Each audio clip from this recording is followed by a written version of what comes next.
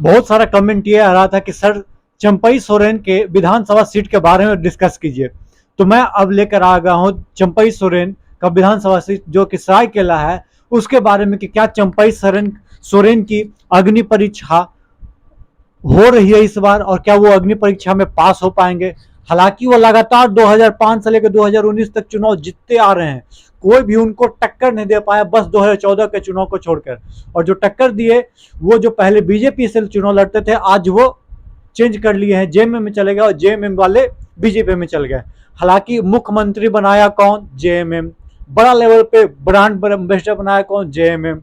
लेकिन तुम जाओ घुइयों के खेत में, हम चले अपना पाला बदल लेंगे, काहे कि तुम हमको मुख्यमंत्री के पद से हटा दिए, तुम हमारा दूगो बात नहीं माने।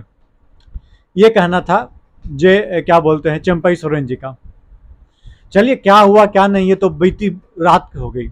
अब आज की बात करते हैं।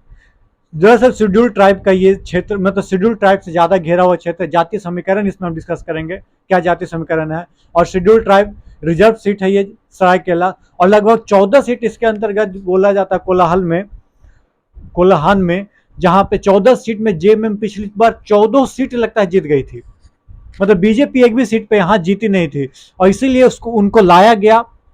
क्या प्रलोभन दे के लाया गया, क्या लेके लाया गया पता नहीं। जो भी 14 सीट लेकर आई, 14 सीट जो है इंडिया गठबंधन के पास आ गया था। और यही दिक्कत थी बीजेपी के, 14 सीट यदि आप छोटा 81 को सीट में 14 सीट आप हार जा रहे तरफा, तो कहां से आप जीतोगे।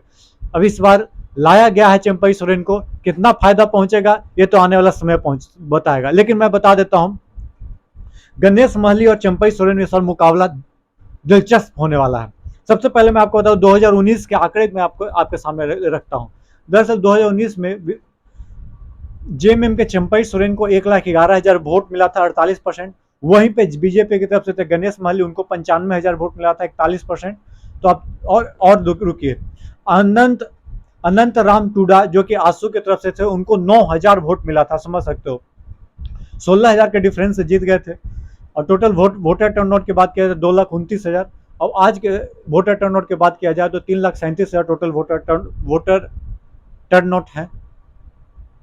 2,29,000 वोटर जो कि दिए थे वोट, ठीक है ना, पिछले 2019 के चुनाव में। वहीं पे 2014 के चुनाव के बारे में बात किया जाए तो चंपई सोरेन को 94,000 कुछ वोट मिला था, और गणेश महली को 93,000, महज 1,000 के भी ज्यादा अंतर नहीं था, 1,000 का अंतर मान लीजिए, उससे चुनाव चंपई सोरेन जीत गए थे। हालांकि आईएनसी इंडियन नेशनल कांग्रेस अलग लड़ी थी, बसको बेसरा को 6,000 वोट मिला था।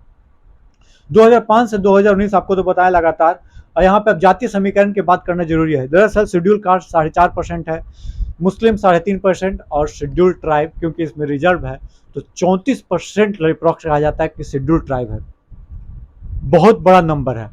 अब गणेश महलिया और ये सोरेन साहब, चंपई सोरेन, जिनको टाइगर कहा जाता है, इनमें चुनाव और बदले की भावना क्या जनता में है कि तुमने क्यों पाला बदल लिया, आपने क्यों, आपको मतलब कि जो जेएमएम को फाउंडर कहा जाता है वही जब पाला बदल लेगा तो बाकी किस पे भरोसा किया जा सकता है।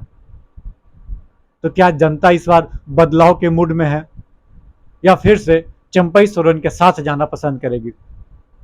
इसमें कौन ज्यादा मजबूत स्थिति में है, चंपई सोरेन या गणेश महली, ये प्लीज कमेंट बॉक्स में कमेंट करके आप बताइएगा। तब तक के लिए जय हिंद, जय भारत, जोहार झारखंड।